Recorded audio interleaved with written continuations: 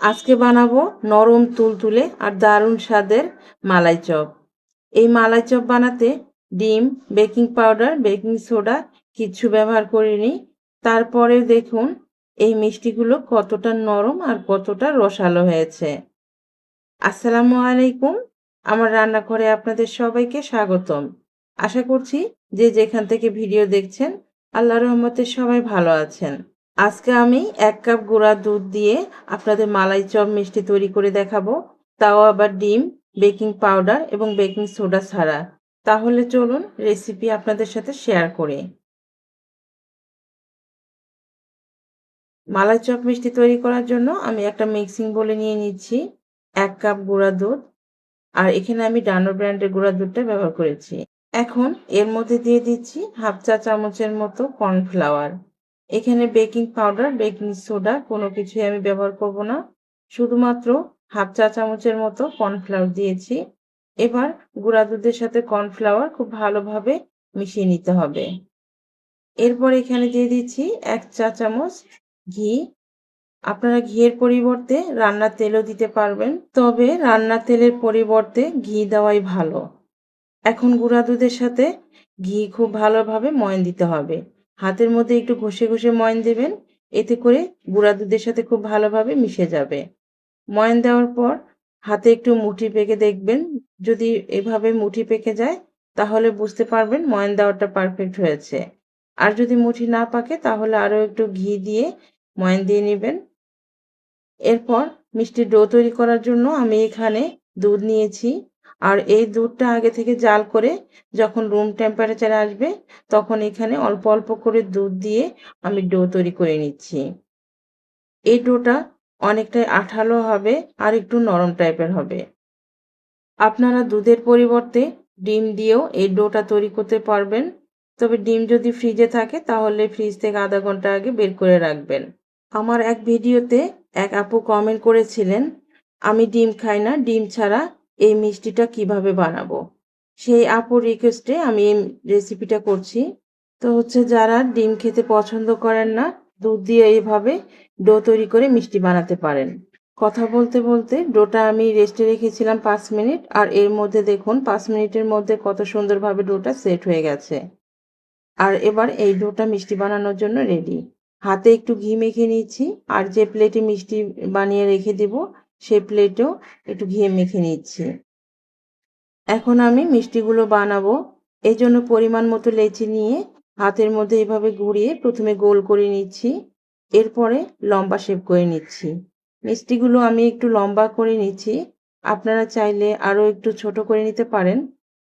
তবে মিষ্টিগুলো যেভাবে বানান না কেন মিষ্টির গায়ে যেন কোনো ফাটা না থাকে সেদিকে খেয়াল রাখবেন। এই মিষ্টিগুলো আপনারা গোল করেও বানাতে পারবেন, তবে যেহেতু মালাই চপ করে নিচ্ছি এই জন্য একটু লম্বা করেই বানাচ্ছি। তো ভিউয়ার্স, আপনারা যারা এখন পর্যন্ত আমার সঙ্গে আছেন আপনাদেরকে অসংখ্য ধন্যবাদ জানাচ্ছি। আর কে কোথা থেকে ভিডিও দেখছেন অবশ্যই কমেন্ট করে জানাবেন। যদি আমার রেসিপি আপনাদের কাছে ভালো লাগে তাহলে চ্যানেলটি সাবস্ক্রাইব করে চ্যানেলের সঙ্গে থাকবেন। আর রেসিপিতে অবশ্যই একটা লাইক দিয়ে ভিডিওটি শেয়ার করে দিতে পারেন ফ্রেন্ডস এবং প্রিয়জনের সঙ্গে, যেন তারাও এভাবে মিষ্টি তৈরি করে নিতে পারে। তো আমি এভাবে সবগুলো মিষ্টি বানিয়ে নিচ্ছি, আর দেখুন প্রতিটা মিষ্টি কিন্তু একদম মসৃণ হয়েছে। যদি মিষ্টির ডোটা পারফেক্টভাবে করে নিতে পারেন তাহলে মিষ্টিগুলো এরকমই মসৃণ হবে। এই জন্য মিষ্টি তৈরি করতে মিষ্টির ডোটা নরম করে একদম পারফেক্ট করে তৈরি করবেন, তাহলে মিষ্টিগুলো ভালো হবে আর মিষ্টিগুলো নরম তুলতুলে হবে। 1 কাপ গুঁড়া দুধ থেকে আমার এখানে 8টা 9টা মিষ্টি হয়েছে। এখন এই মিষ্টিগুলো মালাইয়ে দেব। এজন্য প্রথমে মালাইটা রেডি করে নিচ্ছি। চুলায় একটা পাতিল বসিয়েছি আর তার মধ্যে দিয়ে দিচ্ছি 3 কাপ দুধ। আমি এখানে 700 ml দুধ নিয়েছি। তার জন্য দিয়ে দিচ্ছি 1 কাপ পানি। এই মালাইটা আমাদের প্রথমে পাতলা করে নিতে হবে, না হলে কিন্তু মিষ্টিগুলোর মধ্যে শিরা ঢুকবে না আর মিষ্টিগুলো খুব দ্রুত কুক হবে না, মিষ্টিগুলো শক্ত হবে। এজন্য প্রথমে মালাইটাকে পাতলা করে নিতে হবে। এরপর এখানে দিয়ে দিচ্ছি 2টি এলাচের মুখ ফাটিয়ে দিচ্ছি, আর তার সাথে দিয়ে দিচ্ছি 1/4 কাপ চিনি। আপনারা যদি মিষ্টি খেতে বেশি পছন্দ করেন তাহলে এখানে হাফ কাপ অথবা 1/3 কাপ চিনি দিতে পারেন।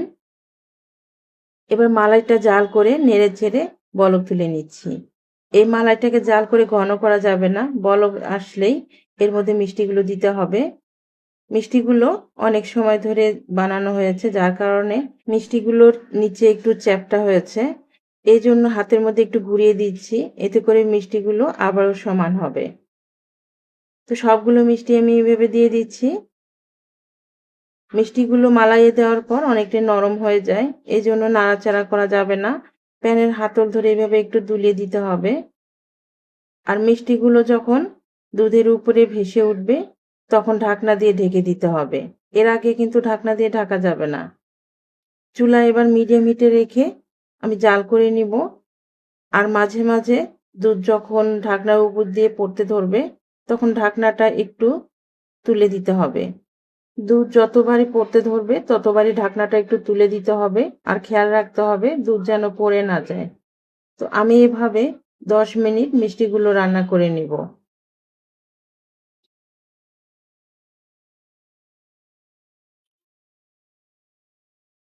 মিষ্টিগুলো ১০ মিনিট রান্না করে নিয়েছি। আর এর মধ্যে দেখুন মিষ্টিগুলো ফুলে কতটা ডবল হয়েছে। এই পর্যায়ে মিষ্টিগুলো অনেকটাই নরম, যার কারণে একটু আলতোভাবে মিষ্টিগুলো নেড়ে দিচ্ছি। এই মিষ্টিগুলো আমাদের এখনো সম্পূর্ণভাবে কুক হয়নি। আরো ২ থেকে ৩ মিনিট রান্না করে নিতে হবে। মিষ্টিগুলোর সাইজ বড়, তার কারণেই কিন্তু মিষ্টিগুলো একটু সময় লাগছে। তো আমি আরো ৩ থেকে ৪ মিনিট মিষ্টিগুলো রান্না করে নিয়েছি। এবার দেখুন মিষ্টিগুলো কতটা সুন্দর হয়েছে। আর মালাইটাও অনেকটাই টেনে গেছে। এই মালাইটা যেহেতু একটু পাতলা আছে, যার কারণে আমি এর মধ্যে আরো ১ কাপ দুধ দিয়ে দিচ্ছি। আর এই দুধটা আগে থেকে জাল করে ঘন করে নিয়েছি। আর দুধটা কিন্তু গরম অবস্থাতে দিতে হবে। দুধ দিয়ে ঢাকনা দিয়ে ঢেকে আবারও ১ মিনিটের জন্য রান্না করে নিব। এখন ঢাকনাটা তুলে একটু নেড়েচেড়ে নিচ্ছি। আর এভাবে করলে মালাইটা অনেক ঘন হয়। আর সেই মালাই চপগুলো খেতে কিন্তু অনেক মজা লাগে। চুলা বন্ধ করে দিয়ে আমি ২ ঘন্টার জন্য রেখে দিচ্ছি মালাইটা সম্পূর্ণ ঠান্ডা হওয়ার জন্য। আর যদি আপনারা রাতে মিষ্টি বানান তাহলে সারারাত রেখে দিবেন। সেই মিষ্টিগুলো খেতে আরো বেশি ভালো হবে আর মিষ্টিগুলোও অনেক ভালো হবে। আমি দিনে বানিয়েছি, যার কারণে ২ ঘন্টা পর আপনাদের সার্ভ করে দেখিয়ে দিচ্ছি। এবার দেখুন মিষ্টিগুলো দেখতে কতটা সুন্দর হয়েছে আর কতটা লোভনীয় হয়েছে। এই মিষ্টিগুলো অনেকটাই নরম আর তুলতুলে হয়। খেতে অনেক বেশি মজা। আপনারা বাসায় এভাবে ট্রাই করে দেখতে পারেন। আল্লাহ হাফেজ।